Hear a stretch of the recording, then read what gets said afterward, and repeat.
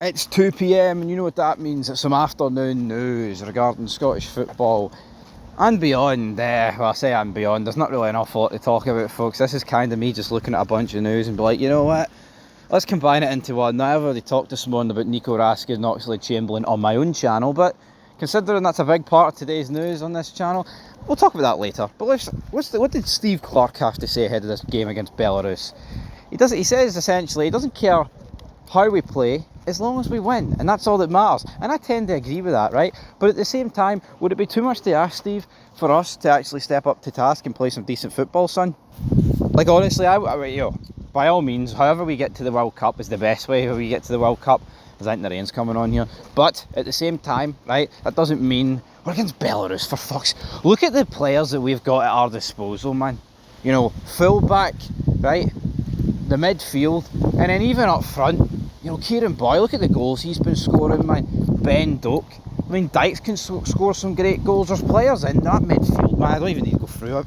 I mean, you could literally play anybody, apart from Kenny McLean, and maybe, you know, you'd be like, oh, yeah, all jokes aside, I like Kenny McLean. I think he's a good guy. He's a great guy. He scored some great goals in his time for Scotland, right? Good career, good Rangers man.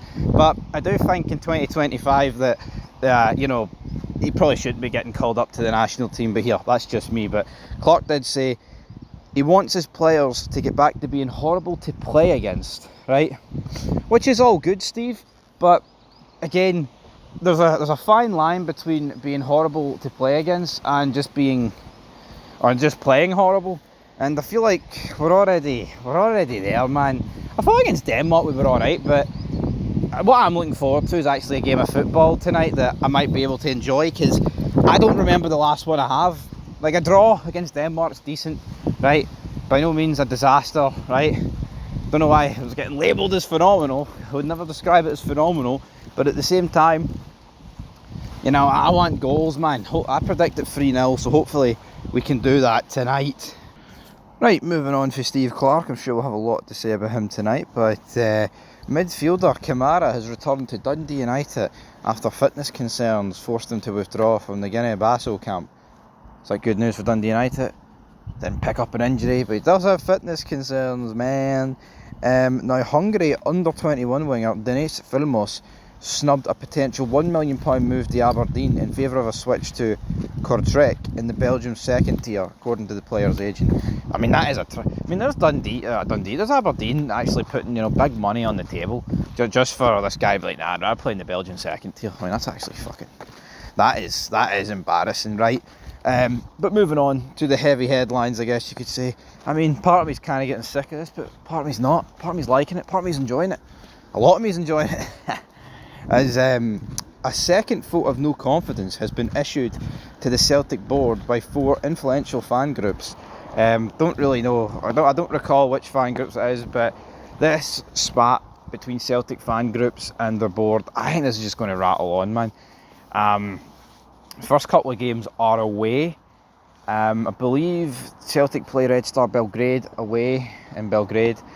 I mean, tell you what, man, if there's a bad result there, and considering what Kairat done, you wouldn't put it past Belgrade beating Celtic, right?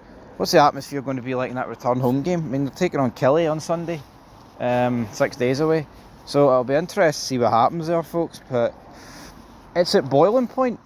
Like, even though the league's looking good, Celtic are one result from going at the League Cup or losing a game in the league from this becoming like nuclear, I feel like. So yeah, I'll be there for it, but will it happen? We'll have to wait and see. That's the magic of football, you just don't know what's around the corner. And then a little bit of final news. Nico Raskin, said he wants to continue playing for Rangers. You know, there's two sides to every story. There's a club side, there's a player side, but he just wants to play football. Good thing is he's included in the European squad. He said, it's complicated, but I absolutely love Rangers and I will work hard to get in playing time again. Russell Martin, man, you need to be playing him. See, Belgium, yeah, right, not as good as what they once were, but still a top international side.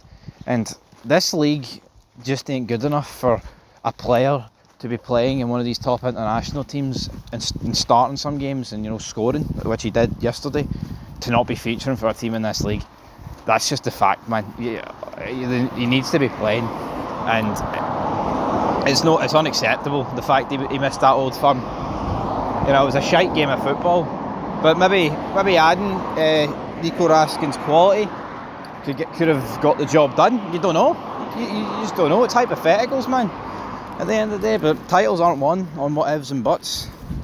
They're won on points, aren't they, guys? And the fact is, both teams picked up a point. But speaking of a guy that could be adding points to what do you call it, Rangers? What do you call it, man? I'm trying to cross the road. Ox-Chamberlain could be on his way. 32-year-old Ox-Chamberlain. What does that do for you, guys? That does sweet fuck all for me, because the guy's just injury prone, man. No two ways about it. Guy's injury prone. I'm not denying his qualities, right? But it's actually in the area of the pitch that we don't need. Like, I'm not saying you wouldn't take an upgrade. There's loads of players in world football that walk into that midfield. I'm not suggesting otherwise. But at the same time, it's like you've got Cameron, you've got Barron, you've got Raskin, Diamonde, Asgard, Joe, Big Joe, Rothwell. There is just really no need for Oxlade-Chamberlain, in my opinion. Pay extortionate wages for a guy that I wouldn't be surprised played less than 10 games due to injury. And that's the last thing you need.